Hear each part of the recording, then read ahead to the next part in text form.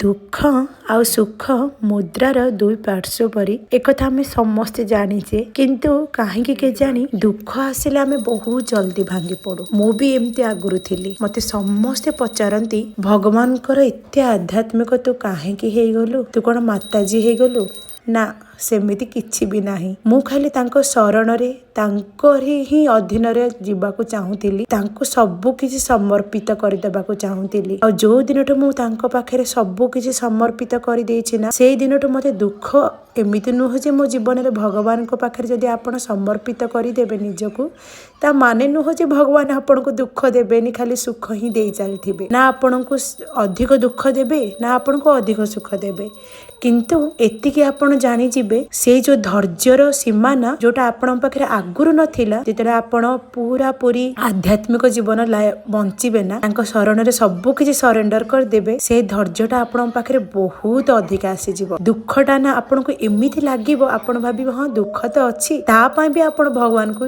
धन्यवाद जणेबे जे मां कि मु तो कृष्ण को बहुत माने कि भगवान आपण मते जेति भी दुख मो भाग्य रे थिला ताठो बहुत कम देइचंती। सेति पई भी आपण केबे दुख मिलिरे भगवान को केबे धन्यवाद जणे कि देखंतु, तो देखिबे से दुखर माने से जो दुखर कष्टटा ना आपण जो फील हुए सेटा बहुत कमी जिवो। हुए तो आपण माने भाबुथिबे मु बहुत बड़ ज्ञानी, मोर ज्ञान बोली किछि नाही कहिया को गले, जहा निज अनुभूति रे मु आपण मनक सहित शेयर करबा को चाहूची। आपण धैर्य रखंतु आ भगवान को पाखे निजको पूरा पूरी समर्पित कर दियंतु।